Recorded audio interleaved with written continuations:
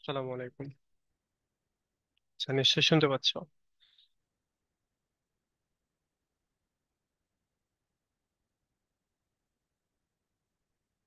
ওকে, তো দেখো আমরা শুরু করছি আমাদের আজকে তোমাদের আমাদের যে স্কেডিউল ছিল সেই অনুযায়ী আজকে ক্লাস তোমাদের রুটিন অনুযায়ী। তো এই জন্য আমরা আগে ভাগে শুরু করলাম আর কি। তো চলো দেখি আমরা গতদিনে তোমরা যে প্রশ্নটা লিখেছো খাতা দিয়েছো সেটা একটু দেখে আসি। খাতাটা দেখি আগে, তারপরে আমরা ক্লাস শুরু করব। আমরা একটা করে প্রশ্ন পড়তেছি, একটার বেশি দুইটা পড়তে গেলে অনেক কষ্ট হবে। এই জন্য একটা করে পড়তে থাকে। স্যার, ফনেটিক্স ফনোলজি এগুলা কি লিঙ্গুইস্টিকের ব্রাঞ্চ নাকি সাব ফিল্ড? এটা নিয়ে একটু কনফিউজড আছি। ব্রাঞ্চ, এগুলোই প্রধান ব্রাঞ্চ, সাব ফিল্ড না। এটা তুমি বুঝবা কিভাবে? এটা তোমাদের থার্ড ইয়ারে যে লিঙ্গুইস্টিক্স বইটা আছে, এই বইটা ওপেন করবা, বইটা ওপেন করে সূচিপত্র দেখবা, তাহলে বুঝতে পারবা। স্যার, আমার কাছে একটা মেন বই আছে, এটা হচ্ছে মনিরুজ্জামান। ওনার বই হচ্ছে একটা লেভেলস অফ লিঙ্গুইস্টিক আর একটা ব্রাঞ্চেস অফ লিঙ্গুইস্টিক। লেভেলসে ফনেটিক্স, মরফোলজি, সিনট্যাক্স এগুলো দেওয়া। আর ব্রাঞ্চের মধ্যে যে আমি এই আন্দাজে আর কি লিখছি, তো আর কি পড়ি নাই, আর শুধু লিখে রাখছি। এটা আমার খাতায়। এটা তো এক একজনের ক্ষেত্রে এক এক রকম, যে যেভাবে লিখে রাইটাররা। যেমন থিওরিটিক্যাল লিঙ্গুইস্টিক্স এগুলো করছে, তারপরে কি অ্যাপ্লাইড লিঙ্গুইস্টিক্স, হিস্টোরিক্যাল লিঙ্গুইস্টিক্স, এইভাবে করলেও হবে। এখানে যেভাবে দিয়েছে এভাবে করলেও হবে। কিন্তু সবচেয়ে বেশি জনপ্রিয়, জনপ্রিয় বলতে তোমাদের যে বইটাতে আছে ফ্রেন্ডস বুক কর্নারের যে বইটা, ওই বই দেখেই কিন্তু স্যাররা খাতা দেখবে। তো ওই বইটাতে যে স্টাইলে আছে সেটাই। তোমার ওই অত লিঙ্গুইস্টিক্স এর মেইন বই কিন্তু স্যাররা দেখবে না। তুমি আমি হয়তো মনে করতেছি স্যাররা কি জানে না, জানে, ওই জন্যই বলতেছি যে এটাও ঠিক আছে ওটাও ঠিক আছে। বাট ম্যাক্সিমাম টিচাররাই জানে না। কারণ এই এই কম্পারেটিভলি এই এই সাবজেক্টটা নতুন। আর মাত্র 10 সাল থেকে এটা শুরু হয়েছে। প্রথম 3-4 বছর খালি উল্টাপাল্টা করেছে অনেক। এবং তারপরেও টিচারদের মধ্যে অত পড়ার প্রবণতা সব টিচারের ভেতরে নাই। সুতরাং আমরা পপুলার যে বইগুলো আছে সেই বইগুলো থেকেই অ্যান্সার করার চেষ্টা করবো সবসময়। পুরাতন বই ঘাটাঘাটি করে, মেইন বই রাইটারদের এগুলো ঘাটাঘাটি করলে দেখবা যে মার্কস কম পেয়ে গেছো। তাহলে স্যার, এই যে কন্টেন্টস এর মধ্যে যেগুলো থাকে, যে ফনেটিক্স, মরফোলজি, হ্যাঁ হ্যাঁ। এগুলো লেখা রাখবো আর কি। হ্যাঁ, ওগুলাই আচ্ছা। লিখে রাখবে।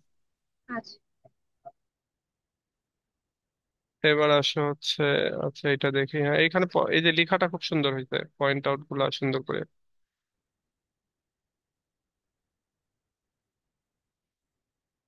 আচ্ছা, তুমি এটা ইয়ে করতে পারো আর কি, এটাও লিখতে পারো। কিন্তু এটা এটা হলে হয় কি যে টিচারদের আবার একটু কষ্ট হয়ে যায়। যেমন ধরো তুমি বললা যে আমি এখানে যাই, ধরো সাইকো লিঙ্গুইস্টিক্স, এবার টিচারদের আবার খুঁজতে হবে সাইকো লিঙ্গুইস্টিক্স এর ভিতরে আবার কি কি আছে। কিংবা তুমি বললা স্ট্রাকচারাল লিঙ্গুইস্টিক্স, তাহলে এর ভিতরে আবার কি কি আছে, এগুলো টিচারদের খুঁজতে হবে। তো এই জন্য একবারে সরাসরি ওইটা লেখা বেশি ভালো, আমার পছন্দ আর কি। ওকে, তো এবার আসো এখানে দেখি। তাহলে না, লেখা আর একটু বড় করতে হবে, হাতের লেখাটাই বড় করতে হবে একটু। মানে এত ছোট, যদি মুরব্বি টিচারের কাছে যায় আর ওই মুহূর্তে তার চশমা না থাকে কাছে, তাহলে কি হবে? ফান করলাম, তবে লেখা আরো বড় করতে হবে। স্যার, ছবিতে বেশি ছোট লাগতেছে। তাও হতে পারে, তবে যেটাই হোক, তবে আরেকটা, তাও আরেকটু বড় করতে হবে। ছবিটা হয়তো অনেক উপর থেকে তুলেছো, আর একটু কাছে থেকে তুললে হয়তো আর একটু জুম জুম হতো আর কি।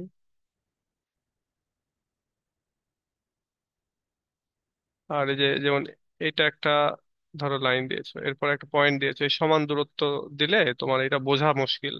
তুমি নিচে আন্ডারলাইন করে দিয়েছো, কিন্তু তারপরেও এগুলো বোঝা যাবে না। টিচাররা, আমরা যেমন এখানে একটু দেরি করে করে খাতা দেখতেছি, এরকম করেও টিচাররা দেখে না। ওই যে আমি আমি যেটা প্রায় ফান করে বলি, যে একটা টিচারের কাছে যদি সাপোজ 100টা খাতা যায়, সময় হয়তো 10 দিন, প্রথম 8 দিন সে দেখবে না। আমরা বাঙালি যেরকম, আমাদের যে নেচার ওরকমই, প্রথম 8 দিন দেখবে না, লাস্টের 2 দিন তখন বসে মনে করো পুরো ফ্যামিলি নিয়ে খাতা দেখা শুরু করে। তো এটা একটা সমস্যা। আমরা যখন স্টুডেন্ট ছিলাম আমরা টিচারদের সাথে গিয়ে খাতা দেখতাম, এই এই 5টা দেখে দে, এরকম বলতে, এই 5টা দেখে দাও। আমরা দেখতাম। তবে হ্যাঁ, আমাদের এক্সপিরিয়েন্স ছিল, আমরা তখন already honours third year fourth ইয়ারে পড়তাম, এবং তখন আমরা নিজেরাই অনার্স ফার্স্ট ইয়ার সেকেন্ড ইয়ারদেরকে পড়াতাম। তো সেই হিসেবে আমরা ফার্স্ট ইয়ার সেকেন্ড ইয়ারের খাতা দেখতে পারতাম। এই যে এগুলো একটু ইনডেন্ট করবো, আরেকদিন আমি ক্লাসে বলেছি যে একটু ভেতর থেকে লেখার চেষ্টা করবো প্রথম লাইনটা একটা প্যারার, আর একটু আলাদা করবা যাতে করে, এবং ওপরের লাইন থেকে নিচের লাইনটা একটু ফাঁকা দিবা। এতে করলে জিনিসটা বোঝা যায়। নইলে যে কোথায় কোনটা প্যারা শুরু হচ্ছে, কি লিখেছো, তুমি হয়তো ভালো প্রশ্ন লিখেছো কিন্তু টিচার পড়বে না অত ভালো করে। এই যে আগের যে খাতাটা আমরা দেখলাম না, ওই স্টাইলে লিখবা। এই যে এই স্টাইলটা ফলো করবা। এখানে দেখো এই ফাঁকাটা, মানে এখানে যে নতুন একটা প্যারা শুরু হচ্ছে এটা কিন্তু বোঝা যাচ্ছে। এই যে এই স্টাইল গুলো, এরা যদি এদের খাতার স্টাইলটা যেরকম আহ, হয় না, যে ভেতর আগে হচ্ছে দেখবে, আগে আগে লুকটা দরকার। হ্যাঁ, লুকটা যদি ঠিক থাকে, এর ভেতরে যে কন্টেন্ট একটু এদিক সেদিকও হয়, তাও তুমি ভালো মার্কস পেয়ে যাবা। এই যে এখান থেকে বোঝাই যাচ্ছে যে এটা আলাদা প্যারা, তাই না? এই যে আলাদা। আচ্ছা, আরেকটা জিনিস, এই যে 3 লাইন একটা প্যারা স্টার্ট করার পরে এরকম 1 লাইন 2 লাইন করে প্যারা লিখবা না, মিনিমাম 3টা লাইন লিখবা একটা প্যারাগ্রাফের।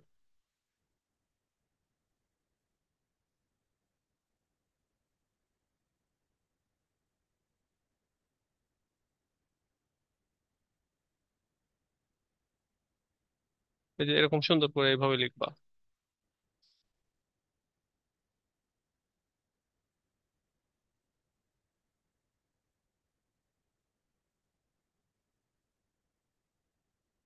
আচ্ছা, স্টিকার দিয়েছে না? এই বিপদে আমি একবার পড়েছিলাম। আমি যখন ফার্স্ট ইয়ারে পড়ি, তো আমার এক মামার বাসায় ছিলাম আমি কিছুদিন। তো আমার এক মামাতো ভাই, বয়স 2 2.5 3 বছর এরকম তখন তার বয়স। তো আমারে বলছে কি, তখন ট্যাটু পাওয়া যেত, কেবল নতুন নতুন ট্যাটু পাওয়া যায় আর কি। বললো যে এই ট্যাটুটা চুইংগাম খেয়ে, বলতে এই ট্যাটুটা তোমার বইয়ের উপরে লাগাও। তা আমি সরল বিশ্বাসে লাগাইছি। এরপরে কয় তুলে দাও।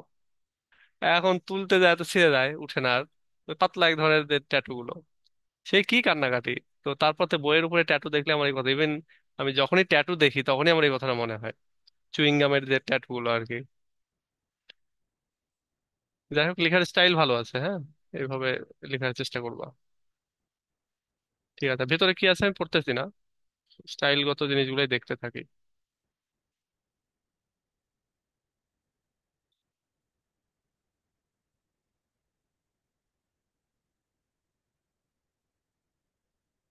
এই যে এগুলো সুন্দর করতে হবে, হ্যাঁ। ইনডেন্ট করনি, এখানে উচ্চরুক্ত নাই, এগুলো। অনেক সময় হয় কি যে এটা হয় না যে চেহারা খারাপ হলেও মেকআপ দিয়ে বের হয়ে চলে যাওয়া যায়, তাই না? তো এগুলো হাতের লেখা, আমি বলছি না যে অত ভালো, কিন্তু স্পষ্ট আছে আর কি। কিন্তু আমি যেটা বলতে চাই, আরেকটু স্টাইলিস্টিক হলে না, এই লেখা দিয়ে অনেক কিছু করা যাবে।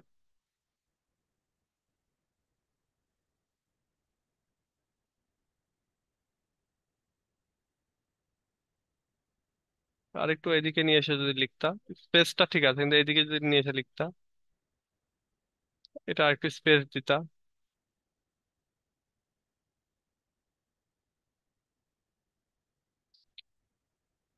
ওকে।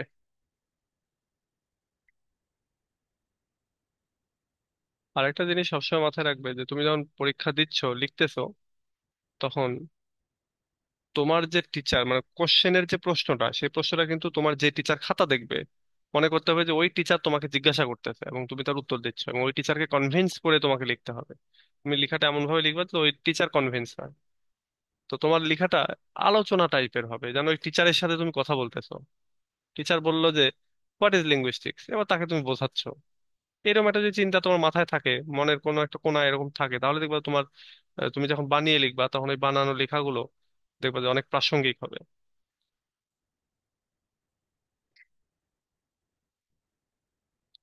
এই যেগুলো ঠিক আছে, আরেকটু স্পেস বাড়াবা, একটু স্পেস বাড়াই দেবো তাহলেই হবে। তাহলে যে এরকমটা করবা না, যেমন এখানে দেখো একরকম করে স্টাইলে লিখেছো, এখানে আরেক রকম স্টাইল, এরকম লিখবা না।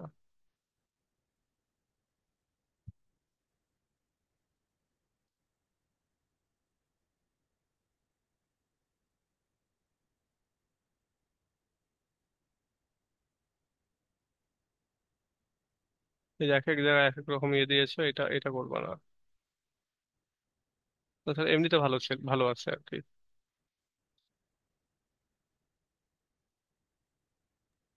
স্যার এই প্রশ্নের উত্তরটা মানে আপনার শীট অনুযায়ী যারা লিখছে প্রত্যেকেরই প্রায় 11-12 পেজের মতো গেছে, এত বড় কি লেখা সম্ভব? না, এত বড় লেখা সম্ভব না। এত বড় লেখা সম্ভব না, বড় দেয়া আছে। তোমরা ওই যে বললাম না, কিছু কিছু জিনিস বাদ দিতে পারবা, কিছু জিনিস বাদ দিতে পারবা। আবার অনেক সময় এরকম আছে যে একটা পয়েন্টের ভেতরে দুই তিনটা পয়েন্ট একসাথে আলোচনা করে ফেলবা।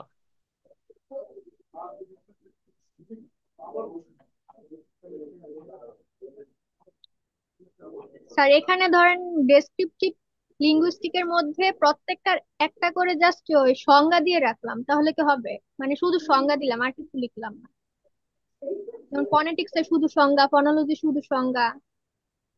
না, ওইখানে শুধু সংজ্ঞাটা দিলে মানে হয় না একটু। দেখবা ওই ওই যে পয়েন্টটা, যে প্যারাগ্রাফটা আছে ওইটার সামারি করবা, তাহলেই হয়ে গেল। শুধু সংজ্ঞা দিলে তো কেমন কম কম মনে হবে। ওইখানে হয়তো যদি ধরো 5টা সেন্টেন্স থাকে, তুমি 5টা সেন্টেন্সকে সামারি করে 3 সেন্টেন্স করে ফেলবা। 3টা থাকলে সামারি করে 2 সেন্টেন্স করবা, এরকম। বড় প্রশ্ন সামারি কিভাবে করতে হয় আমাকে মনে করিয়ে দিও, এরপরে আমরা শেষের দিকে গিয়ে একটা ওরকম করে দেখাবো নি, এই যে বড় প্যারাগ্রাফ গুলো আমরা কিভাবে সামারি করব।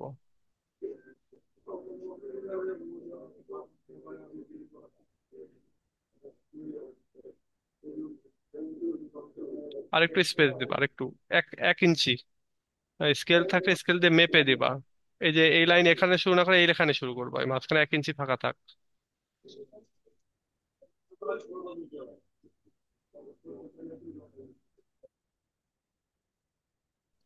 স্যার, হুম। কোশ্চেনটা স্কিপ করা যায় না? কিসের? এই কোশ্চেনটা স্কিপ করা যায় না? হ্যাঁ যাবে, তবে এটা এটা আমার কাছে মনে হয় যেন এটা কমন পড়বে। তো একটু ছোটখাটো করেও যদি লিখে দিয়ে আসতে পারো তাহলেও সম্ভব আর কি। মানে এই প্রশ্নটা এবারে মনে হয় আমি সাজেশনে দিয়েছিলাম কিন্তু এবারে আসেনি, এবং আগামীতে এটা আসতে পারে তোমাদের বেলায়।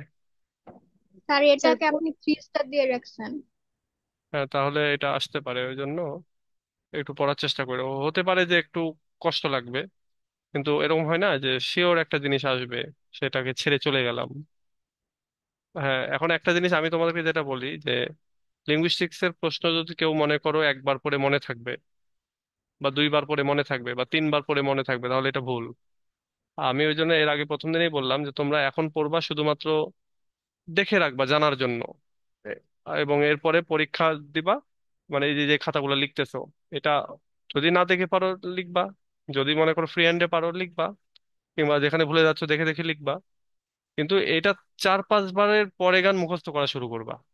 অর্থাৎ 4 5 বার এরকম আজকে আজকে এটা পড়লা, 2 3 বার রিডিং পড়লা, বা একটু মনে রাখার চেষ্টা করলা, এরপরে 7 দিন পরে গিয়ে এটা আবার রিভিউ করলা, 8 দিন পরে গিয়ে আবার রিভিউ করলা। এভাবে দেখা যাচ্ছে যে একদিনে মানে এরকম 4 5 বার পড়ার পরে এগুলোকে তুমি মুখস্থ করার চেষ্টা করবা, যদি মুখস্থ দরকার হয় আর কি। বা পরীক্ষার আগে যখন পড়বা তখন দেখবা যে ভালো করে মনে থাকতেছে। আর এখনই যদি প্রথম দিনেই যদি বসে মনে করো যে মনে হচ্ছে না, কঠিন লাগতেছে, কিছু মনে থাকতেছে না, তার মানে তুমি প্রেশার নিচ্ছ। প্রেশার নেওয়া যাবে না। ধীরে ধীরে ধীরে, ওই যে হয় না যে ছোটবেলা আমরা খাবার খাইতাম, এটা আমাদের সময় আমরা করতাম আর কি, আমরা যারা মিলেনিয়াম জেনারেশন, ওই প্লেটে খাবার খাইতাম, বেশি হয়ে গেলে তখন ওই ভাগ করে নিতাম। যে এটা বাবার জন্য, এটা মায়ের জন্য, এটা ভাইয়ের জন্য, কার উপরে রাগ আছে তার খাবারটা আগে খেয়ে নি। এরকম করে দেখা যায় পুরা খাবার খাওয়া শেষ। ঠিক এরকম করে এই প্রশ্নগুলো করতে হবে। একবারেই মুখস্থ হবে না, মনেও থাকবে না, করলে শুধু না মাত্র নিজের উপর প্রেশার নেওয়া হবে। ওকে, তো চলো আমরা আজকের পড়াটা শুরু করি। আজকে আমাদের একটা খুব ভালো একটা প্রশ্ন আছে।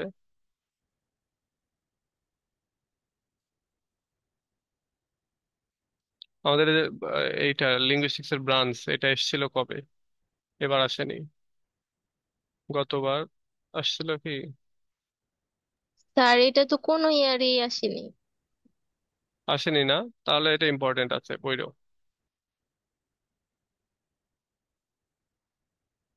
না, এটা এক একবার এক এক ইয়েতে আসে, ফর্মে, কখনো স্কোপ এই সেই এইভাবেও আসেনি না। না স্যার, তাহলে আগে কোনো আসেনি। একবার আসছিল? না আসলে তো একবারে কোনোবারই না আসলে দিতাম না। Main branch scope. ওকে, আসবে দেখবা। আবার আরেকটা জিনিস কি, এই একটা প্রশ্নটা এমন একটা প্রশ্ন যে এই একটা প্রশ্ন পড়লে পুরো লিঙ্গুইস্টিক্স সম্পর্কে একটা ওভারভিউ পাওয়া যায়, লিঙ্গুইস্টিক্স এর ভিতরে কি কি আছে। তো ওকে, আজকে চলো আমরা আজকে পড়বো হচ্ছে এই প্রশ্নটা। এই প্রশ্নটা পড়বো, প্রশ্নটা অত বড় না কিন্তু কঠিন আছে। চলো।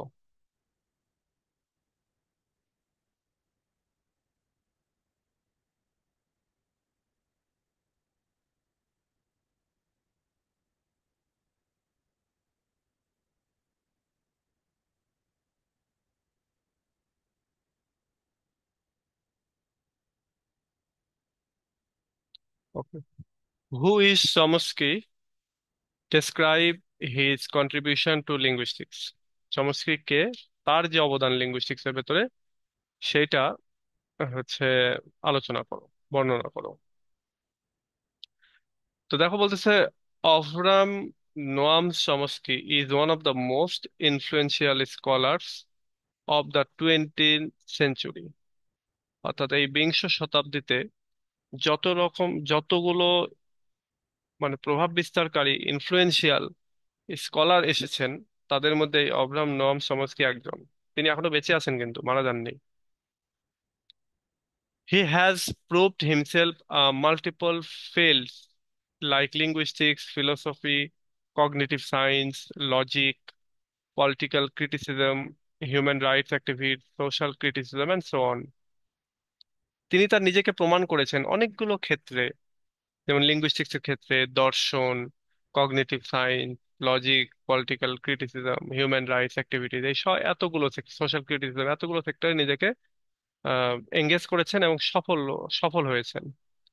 হি was born in Philadelphia, Pennsylvania on December এত। তিনি জন্মগ্রহণ করেছিলেন 1928 সালের 28 সালে ফিলাডেলফিয়াতে, এটা পেনসিলভানিয়া অঙ্গরাজ্যের একটা জায়গা, সেইখানে। এবং তিনি এখনো বেঁচে আছেন। এখন তার তার বয়স কত চিন্তা করো, 96 মনে হয়। He is currently working as a laureate professor of linguistics in the university of Arizona and professor Emirates at MIT. তিনি বর্তমানে এই দুই জায়গায় কাজ করছেন, এমআইটি তে এবং এই অ্যারিজোনা ইউনিভার্সিটিতে, এই দুই জায়গায়। স্যার এমআইটি কি স্যার?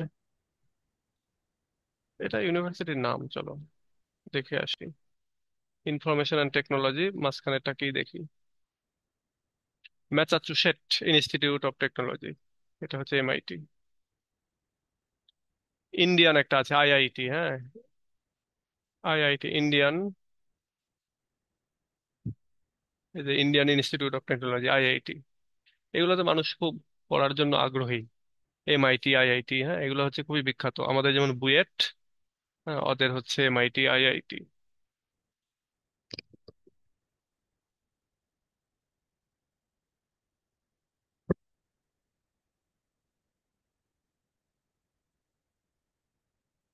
চলো এবার আমরা দেখে আসি।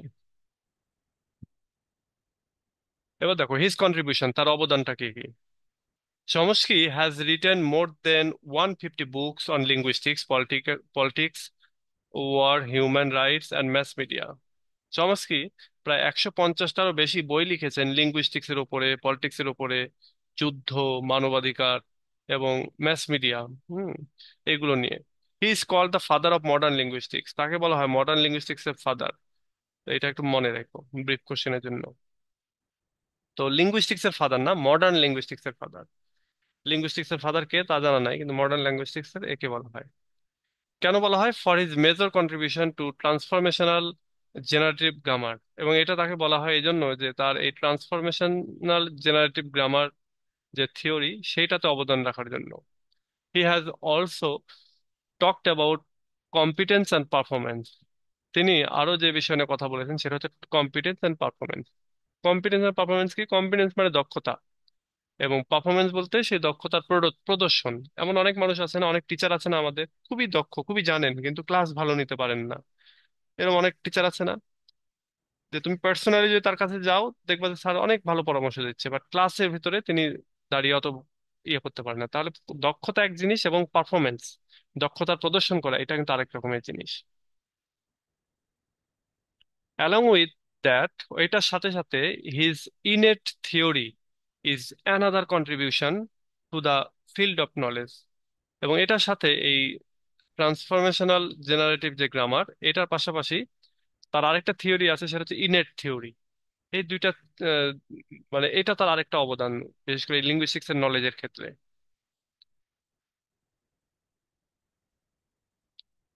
এবার চলো আমরা এগুলো দেখি যে কোনটা কি। অ্যাকর্ডিং টু চমস্কি, আচ্ছা, according to চমস্কিস transformational generative grammar, মানে এই থিওরি অনুযায়ী, চমস্কির এই থিওরি অনুযায়ী গ্রামার কি জিনিস এবার জানবো। এই থিওরি অনুযায়ী grammar is a body of knowledge owned by the language users. Grammar হচ্ছে ভাষার বডি, যে বডিটা ওন করে, যে বডিটা দখলে রেখেছে ল্যাঙ্গুয়েজ ইউজার, আমরা যারা ভাষা ব্যবহার করি তারা। Which is a native speaker listener, এবং এই ল্যাঙ্গুয়েজ ইউজার কারা? যারা হচ্ছে নেটিভ স্পিকার তারা। যেমন আমরা বাংলা ভাষার ব্যাকরণকে আমরা আমাদের দখলে রেখেছি, মানে এটা আমাদের নেটিভ, আমরা নেটিভ স্পিকার তাই। In the books syntactical syntactical structure and aspects of the theory of syntax, এই দুইটা তার বই, হ্যাঁ। তো বলা হচ্ছে এই দুইটা বইতে he said that much of linguistics knowledge is innate। তিনি বলেছেন যে, এই দুইটা বইতে তিনি বলেছেন যে বেশিরভাগ লিঙ্গুইস্টিক্স নলেজ, অর্থাৎ ভাষার বেশিরভাগ জ্ঞানই হচ্ছে ইনেট, ভেতর থেকে আসে। কি জিনিস এটা আমি আরো বলবো, ইনেট নিয়ে আরো বলবো। So the children can learn their native language quite easily only by learning some parochial features। বলা হচ্ছে যে সুতরাং এই ইনেট হওয়ার কারণেই বাচ্চা কাচ্চারা কি করে, যে শুধুমাত্র কোন একটা ভাষা শুনেই ধীরে ধীরে এটাকে আয়ত্ত করে ফেলে বা শিখে ফেলে। এবং এখানে বলা হচ্ছে, এটাকে বলা হচ্ছে প্যারাকিয়াল, হচ্ছে তোমার কি বলে এটাকে, ফিচার, অর্থাৎ সংকীর্ণ একটা ফিচার। বা এটাকে যদি আমরা আরো বিভিন্ন ইয়েতে বলি যে আহ এটা কি কি বলে, মানে খুব ছোট্ট একটা বৈশিষ্ট্য যেটা মানুষের ভিতরে থাকে। এটা আবার একটাকে কিছু কিছু জায়গায় বলবা যে ডিভাইস বলা হয়, যে প্রত্যেকটা মানুষের ভেতরে একটা ডিভাইস আছে, একটা জিনিস আছে যেটা আসলে ভাষাটাকে শিখতে হেল্প করে প্রথম 1-2 বছরে। যে বাচ্চাটা কিচ্ছু জানে না প্রথম 2 বছরের মধ্যে ভাষা শিখে ফেলতে তো কিভাবে, তাই না? যার কোনো কিছুই নাই। আমরা আজ 10 বা 20 বছর ধরে ইংরেজি পড়তেছি, তাও ইংরেজি শিখতে পারতেছি না। আর প্রথম 2 বছরে কি এমন ইয়ে হয়ে গিয়েছিলাম যে 2 বছরে বাংলা শিখে ফেললাম, তাই না?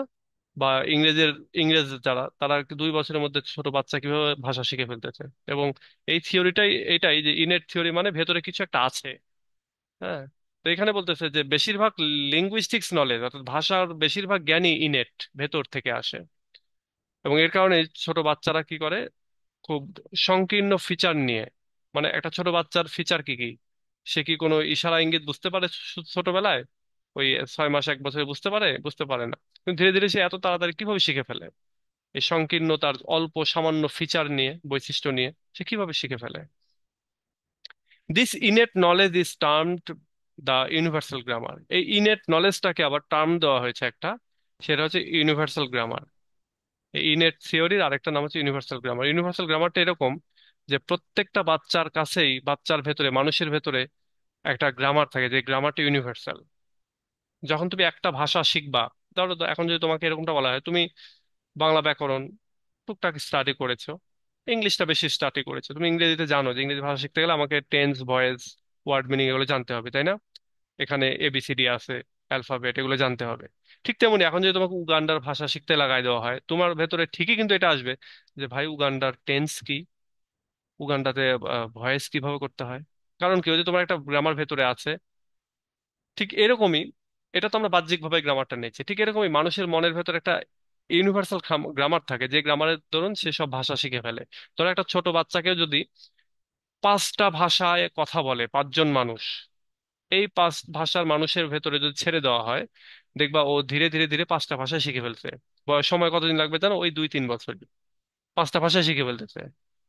আবার আমাদের যখন বয়স হয়েছে বা তোমাদের যখন বয়স হয়েছে, এখন যদি আম, 5-10টা লোকের ভেতরে ছেড়ে দেওয়া হয় এবং তোমাকে যদি 1 বছর কোথাও না যেতে দেওয়া হয়, দেখবো ওই 5-10টা ভাষা তুমি শিখে ফেলতেছো, অটোমেটিক হয়ে যাচ্ছে ভেতর থেকে। তো এটা কিভাবে হয়? এবং কোনো বই টই পড়াই লাগবে না, শিখে ফেলবা কিভাবে? কারণ ওই যে ইউনিভার্সাল গ্রামার আছে সেজন্য। The proof of this theory can be traced from the children's process of learning their native language within a very short time. বলেছে এটার প্রুফটা কিভাবে পাওয়া যেতে পারে, প্রমাণটা যে ইউনিভার্সাল গ্রামারের, এটা বাচ্চাদের কাছ থেকে পাওয়া যেতে পারে, যে বাচ্চারা যে প্রসেসে ভাষা শিখে, তাদের নেটিভ ল্যাঙ্গুয়েজ শিখে খুবই শর্ট টাইমের ভেতরে, এইখানে ইউনিভার্সাল গ্রামারের যে থিওরিটা, এটা প্রুফ পাওয়া যেতে পারে। তাহলে তার একটা অবদান ইনেট থিওরি, এটা আরেকটা টার্ম হচ্ছে ইউনিভার্সাল গ্রামার। এটাকে আবার বলা হয় ইন্টারনাল ডিভাইস। হ্যাঁ, ভাষা শিক্ষার ডিভাইস এটা। ওই যে আরো যে ভাষাবিদরা আছে, আমি ওর সামনে সামনে পড়বো আর কি, এক একজন এক একটা টার্মে এটাকে সংজ্ঞায়িত করেছে। তো এইটা গেল একটা। 2 নাম্বার আসো। Chomsky Chomsky proposes two terms, competence and performance, which suggest the speaker's competence and how the creative aspects of his linguistic ability. Chomsky 2টা টার্ম প্রস্তাব করেছেন, 2টা টার্মের কথা বলেছেন, একটা হচ্ছে কম্পিটেন্স আর একটা হচ্ছে পারফরমেন্স, যেটা সাজেস্ট করে একটা স্পিকারের দক্ষতাকে, এবং শো দা ক্রিয়েটিভ অ্যাসপেক্টস, এবং লিঙ্গুইস্টিক্স অ্যাবিলিটি ব্যবহার করে সে তার ক্রিয়েটিভ অ্যাসপেক্ট গুলো শো করতে পারে। মানে ওই যে একটা দক্ষতা আর একটা শো করা, পারফরমেন্স করা, এই 2টা জিনিসকে চমস্কি সাজেস্ট করেছেন। ইন সিম্পল ওয়ার্ডস, খুব সহজ ভাষায়, competence means a person's knowledge of his language. Competence মানে হচ্ছে একটা ব্যক্তির তার ভাষার সম্পর্কে তার জ্ঞান, তার জ্ঞানটা কতটুকু, ভাষা সম্পর্কে তার দক্ষতাটা কতটুকু, সেটা। And the underlying rules of this language, এবং ওই ভাষার যে নিয়ম কানুন যেগুলো রয়েছে, গ্রামাটিক্যাল যে নিয়ম কানুনগুলো রয়েছে, সেগুলো সম্পর্কে জ্ঞান থাকাটাকে বলা হচ্ছে কম্পিটেন্স। পারফরমেন্সটা কি?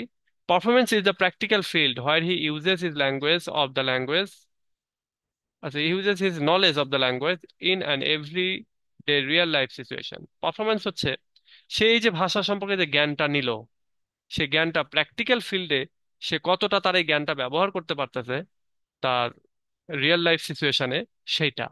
যেমন ধরো আমরা অনেকেই আছি না, দেখবা তোমাদের ভেতরে, তোমাদের অনেক ফ্রেন্ডরা আছে, গ্রামারের কোনো কিছু ভুল হয় না তার, যে গ্রামার দিবা সে করে ফেলতে পারবে, বাট স্পোকেন ইংলিশে সে অনেক খারাপ, অনেক খারাপ। এরকম আমরা আমাদের সময় দেখেছি, আমাদের অনেক বন্ধু বান্ধব আছে গ্রামারে একে তুখোড়, যেখান থেকেই দাও না কেন, কিন্তু স্পোকেন ইংলিশে কি বলে গিয়ে চুপ করে থাকে, কথাই বলবে না।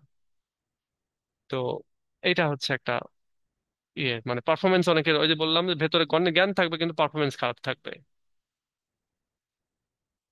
In the book Aspects of the Theory of Syntax, এই বইটাতে Chomsky distinguished this two terms, এই বইটাতে এই 2টা টার্মকে তিনি আলাদা করেছেন। Later he term this two elements as L, আচ্ছা, আই ল্যাঙ্গুয়েজ নাকি এল ল্যাঙ্গুয়েজ, যাই হোক, আই ল্যাঙ্গুয়েজ মনে হয়, which stands for I language, internalized language. এইটাকেও আবার তিনি নাম দিয়েছেন, এই কম্পিটেন্স এবং পারফরমেন্স এই দুটাকেও তিনি আবার একটা টার্মে নিয়ে আসছেন, সে টার্মটার নাম হচ্ছে আই ল্যাঙ্গুয়েজ। আই ল্যাঙ্গুয়েজ মানে হচ্ছে তোমার এই ইন্টারনালাইজড ল্যাঙ্গুয়েজ, অর্থাৎ ভেতরের ভাষা। অ্যান্ড ই ল্যাঙ্গুয়েজ, এবং আরেকটা বলেছেন ই ল্যাঙ্গুয়েজ, এটা হচ্ছে এক্সটার্নালাইজড ভাষা। 2টা টার্মকে একসঙ্গে করেছেন, ব্যাপারটা এরকম না। মানে দক্ষতা যেটা কম্পিটেন্স, সেটাকে তিনি বলতেছেন আই ল্যাঙ্গুয়েজ, মানে ইন্টারনাল ল্যাঙ্গুয়েজ, এটা হচ্ছে ভেতরের ভেতরে, মানুষের ভেতরে থাকে। আর ই ল্যাঙ্গুয়েজ এটা হচ্ছে এক্সটার্নাল ল্যাঙ্গুয়েজ, এটা হচ্ছে বাহিরে থাকে, বাহিরে যেটা আমরা শো করতেছি। তো এই গেল কম্পিটেন্স এন্ড পারফরমেন্স। এখন যদি কখনো কম্পিটেন্স এবং পারফরমেন্সের উপরে ইয়ে আসে, কি বলো এটাকে, তোমার শর্ট কোশ্চেন আসে, তাহলে এখান থেকেও তোমরা লিখতে পারো। এবার আসে যে আমরা ইনেট থিওরি সম্পর্কে আরেকটু জানবো।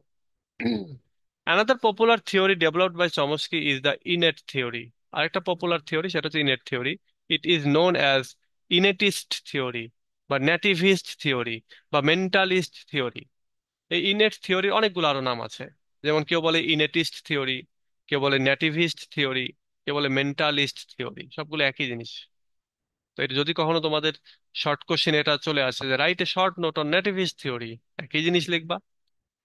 ইনেটিস্ট থিওরি, একই জিনিস লিখবা। This theory is a reaction to the behaviourist theory proposed by BF Skinner. এই থিওরিটা হচ্ছে এই বিএফ স্কিনারের একটা থিওরি আছে, সেটা হচ্ছে বিহেভিয়ারিস্ট থিওরি, আচরণগত যে থিওরি, সেটারই একটা রিয়াকশন, সেটারই একটা প্রতিবাদ, সেটারই একটা উত্তর হচ্ছে এই innate theory. According to Chomsky, language is not merely A set of habits. আমাদের চমস্কির মতে ভাষা শুধুমাত্র নির্ধারিত সুনিশ্চিত কিছু অভ্যাস না, অভ্যাসের সমন্বয়ে গঠিত হয় না। It is governed by organised rules.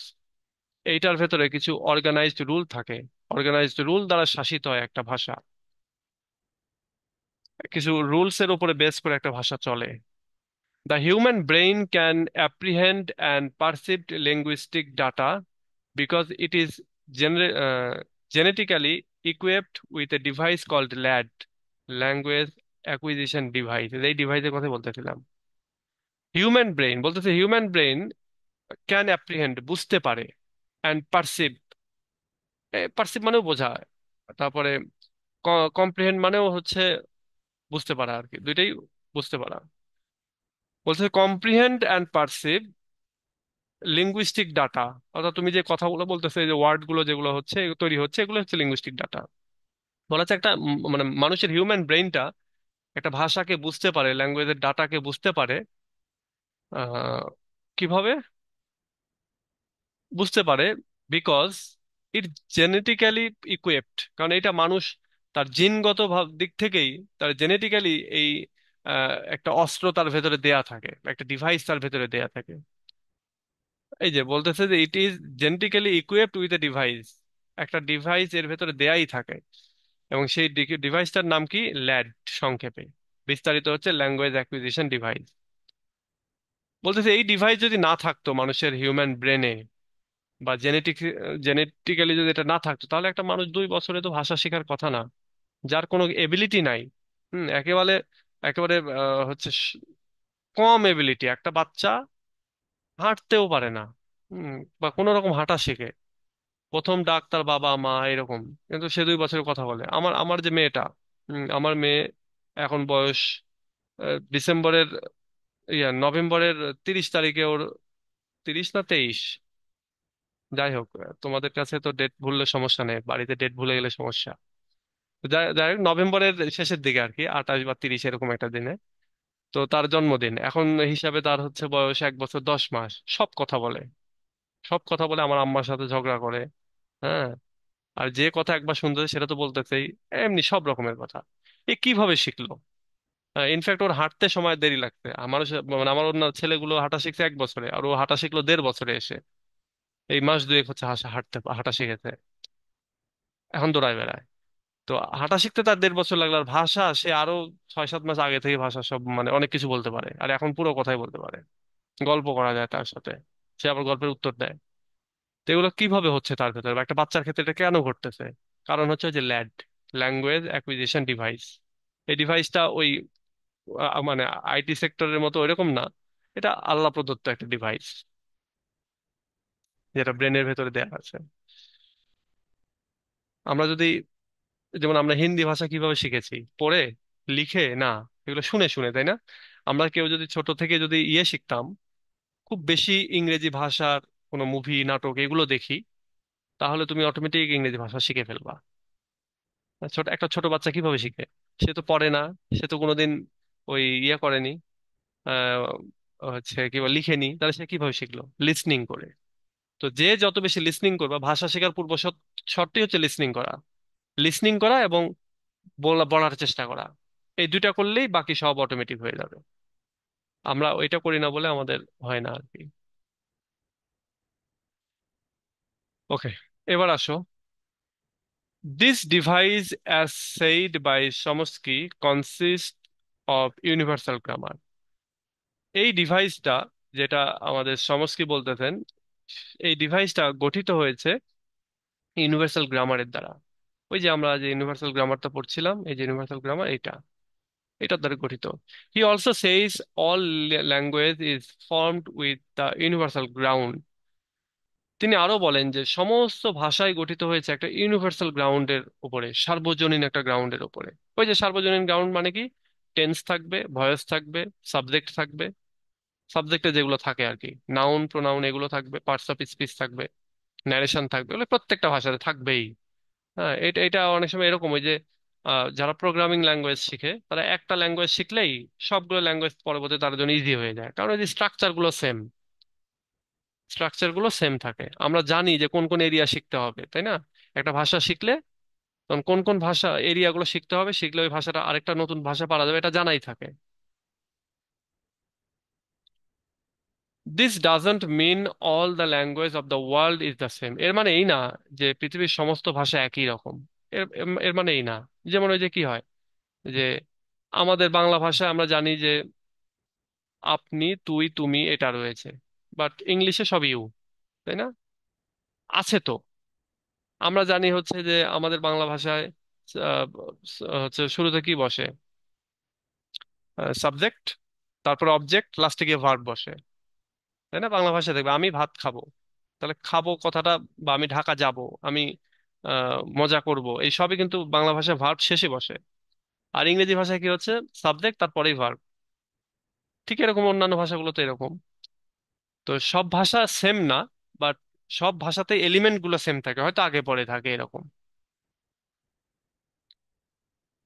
It only points out that the human mind is structured in a specific way that can perceive a language innately. এর মানে এটা যে, মানে এই যে আমাদের ইউনিভার্সাল গ্রামার দিয়ে যেটা বোঝানো হচ্ছে সেটা হলো যে মানুষের ব্রেইন এর স্ট্রাকচারটা একটা স্পেসিফিক ওয়েতে সাজানো রয়েছে, এবং যেটার মাধ্যমে মানুষ ভেতর থেকেই একটা ভাষাকে বুঝতে পারে। ইউজি অর্থাৎ universal grammar suggest a set of basic grammatical elements. Universal grammar suggest করে কিছু basic grammatical elements that are natural and common to all language, যেগুলো হচ্ছে খুবই প্রাকৃতিক এবং খুবই সব ভাষা একবারে কমন। ওই যে বললাম যে টেন্স, ভয়েস, এগুলো কমন, ওয়ার্ড মিনিং এগুলো কমন, বর্ণমালা রয়েছে common. That is why a child can learn it's native language without learning anything. এবং এর জন্যই একটা বাচ্চা সে তার নেটিভ ভাষাটা শিখে ফেলে উইদাউট লার্নিং এনিথিং, কোনো কিছু না জেনেই না শিখেই। এই জন্যই শিখে ফেলে কারণ তার ভেতরে এই ইউজিটা রয়েছে, তার ভেতরে এই ল্যাটটা রয়েছে, ল্যাঙ্গুয়েজ অ্যাকুইজিশন ডিভাইসটা রয়েছে। Chomsky identified these rules as language universals. Chomsky এই রুলটাকেই, অর্থাৎ একটা ছোট বাচ্চা কিভাবে শিখতেছে, বা এই যে ইউজি যেটাকে বলা হচ্ছে ইউনিভার্সাল গ্রামার, এটাকে তিনি আরেকটা নাম দিচ্ছেন, সেটা হচ্ছে ল্যাঙ্গুয়েজ ইউনিভার্সালস, সার্বজনীন ভাষা। The innate grammar rules that a child discover are termed core grammar. বলা হচ্ছে যে মানুষের ভেতরে যে গ্রামার রুলটা থাকে একবারে ইনেট, ভেতরে যেটা থেকে যায় আর কি, সব বাচ্চা কাচ্চাদের ভেতরে রয়েছে, সেই ইনেট গ্রামারটাকে একটা চাইল্ড ডিসকভার করে, একটা চাইল্ড বুঝতে পারে, একটা সময় ধরতে পারে যে ও আচ্ছা, এরকম। তো সেটাকে বলা হচ্ছে কোর গ্রামার, একবারে ভেতরের প্রধান গ্রামারটা। The rules which are not included in UG are known as peripheral grammar. বলা হচ্ছে যে কিছু রুল রয়েছে যেগুলো এই ইউজিতে অ্যাড করা নাই, ইউনিভার্সাল গ্রামারে অ্যাড করা নাই, সেগুলোকে বলা হয় peripheral grammar.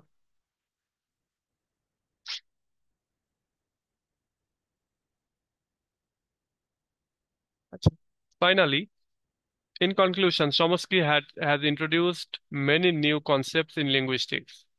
Finally Chomsky linguistics এর ভেতরে অনেক অনেক নতুন নতুন কনসেপ্ট ইন্ট্রোডিউস করিয়েছেন, শুরু করিয়েছেন, which has enriched the field of linguistics study to a great extent. যেটা লিঙ্গুইস্টিক্স এর যে ফিল্ড, যে ক্ষেত্র, এটাকে অনেক সমৃদ্ধ করেছে। That is why he has achieve the name father of modern linguistics, এবং এর জন্যই তিনি এই নামটা অর্জন করেছেন, father of modern linguistics. So his contribution to linguistics is highly influential to the modern era. সুতরাং তার অবদান লিঙ্গুইস্টিক্স এর ক্ষেত্রে এই মডার্ন যুগে অনেক ইনফ্লুয়েন্সিয়াল। তো এই হচ্ছে তোমার নোয়াম সংস্কৃত অবদান। এবং আমরা যদি এটাকে একটু শর্ট করতে চাই তাহলে দেখো যে নোয়াম চমস্কি কে, এটা আমরা জানলাম। তার কন্ট্রিবিউশন কি? তার কন্ট্রিবিউশন, তিনি ইনেট থিওরির ব্যাপারে বলেছেন। তিনি তার ইউনিভার্সাল গ্রামারের কথা বলেছেন, কম্পিটেন্স পারফরমেন্সের কথা বলেছেন। এরপরে ইনেট থিওরি বা ল্যাড এটার কথা বলেছেন, ল্যাঙ্গুয়েজ ইউনিভার্সালের কথা বলেছেন। হুম। তো এইগুলোই হচ্ছে তার অবদান। এছাড়া আরো অনেক অবদান আছে, আমরা যখন পরের ইয়েগুলো পড়তে যাবো তখন আরেকটু জানতে পারবো। আমরা স্পেসিফিক, যেমন এখানে আমরা যখন যাবো তখন স্পেসিফিক তার কিছু প্রশ্ন আমরা পাবো আর কি।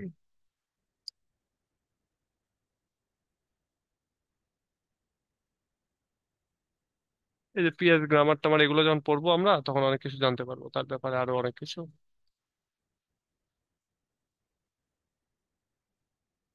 এই যে নেটিভিস্ট থিওরি, এটা যখন পড়বো তখন এই যে নোয়াম চমস্কি সম্পর্কে আরো অনেক কিছু জানতে পারবো। নেটিভিস্ট থিওরির বিস্তারিত এখানে আছে। তারপরে এই যে এইটা স্যাপির উর্ফ, হ্যাঁ, এটা হাইপোথেসিস, এটা এটা আবার হচ্ছে দুইজন রাইটার। নোয়াম চমস্কি, এটা দুইজন রাইটার।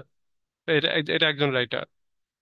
তারপরে সসার নামে একজন রাইটার রয়েছে, ওটা মনে হয় এবার চলে আসছিল,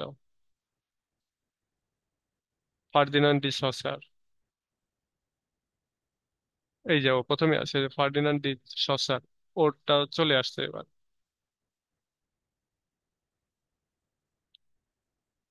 আচ্ছা, তো এই হচ্ছে আজকের প্রশ্নটা। এখন বলো, তোমাদের কারো কিছু বলার থাকলে। প্রশ্নটা আজকে ছোট আছে, তুলনামূলকভাবে ইজিও আছে।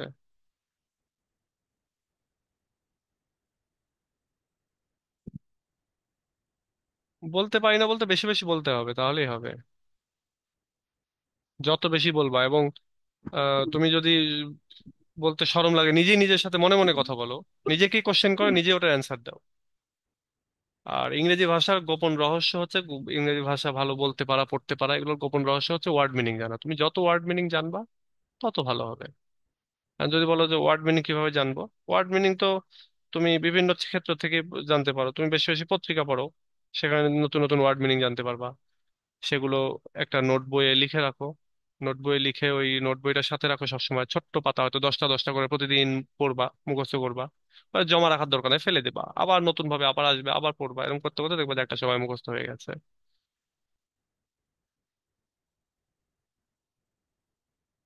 আমি, আমার আগে এত মুখস্থ ছিল না, বাট আমি একটা কোম্পানিতে চাকরি করতাম। ওইখানে আমাকে প্রচুর ব্লগ পড়তে হতো, মানে বিজনেস টিজনেস এগুলোর পারপাসে প্রচুর ব্লগ পড়তে হতো। এবং ওই ব্লগ পড়তে পড়তে একটা সময় দেখি যে প্রচুর ওয়ার্ড মিনিং জানা হয়ে গেছে। কিন্তু প্রথম দিকে যেটা হতো যে একটা ব্লগ পড়তে গিয়ে 30টা 35টা করে আমার ওয়ার্ড মিনিং লেখা রাখতো। তো অফিস ওগুলো অ্যালাউ করতো আর কি। তো পরবর্তীতে দেখা যায় যে পুরো একটা ব্লগ পড়লে হয়তো একটা দুইটা বা তিনটা এরকম আননোন থাকতো। আর প্রথম দিকে এরকম থাকতো যে একটা হয়তো দেখা যাচ্ছে 2000 ওয়ার্ডের ব্লগ, আমার পর 30 35টা আননোন ওয়ার্ড এরকম থাকতো।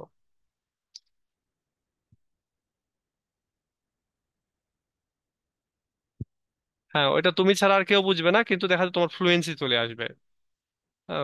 ফ্লুয়েন্সি চলে আসবে। আর আরেকটা জিনিস, যদি তুমি যদি মনে করো যে কাউকে শুনিয়ে ফ্লুয়েন্সি করবো, তাহলে যারা ভুল ধরতে পারবে না, যারা তোমাকে শরম দিতে পারবে না, তাদেরকে বলতে হবে। ধরো নিজের মায়ের সাথে ইংলিশে কথা বলবা, তারপরে ওই যে নিজেদের বাচ্চা কাচ্চা বা ছোট বাচ্চা কাচ্চা এদের সাথে, যারা বুঝবে না, তুমি বলে চলে গেল, ওরা ভুল ধরলো না, কিন্তু তোমার ফ্লুয়েন্সি চলে আসতেছে। আমার মনে আছে, আমি আমি ইনফ্যাক্ট এখনো, আমি আমার আম্মার সাথে অনেক ইয়ার্কি করি। তো ইনফ্যাক্ট এখনো কিছু হলে আমি দেখা যাচ্ছে যে ইংরেজিতে বলা শুরু করে দিই। এখন কিছুটা কমছে, আগে এটা বেশি ছিল। তা আমাকে বলতো, এই থাম, তোর ইংরেজি থামা। কিন্তু ওর আড়ালে যে আমি যে আরেকটা জিনিস নিয়ে আসতেছি, সেটা ফ্লুয়েন্সি নিয়ে আসার চেষ্টা করতেছি, সেটা তো আমি বুঝতাম আর কি।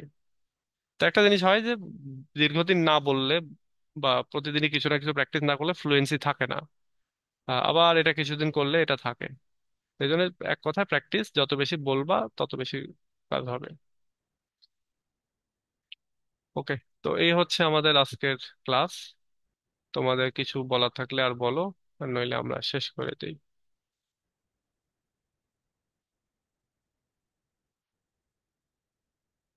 কালকে আবার 9টায় তোমাদের ক্লাস হবে।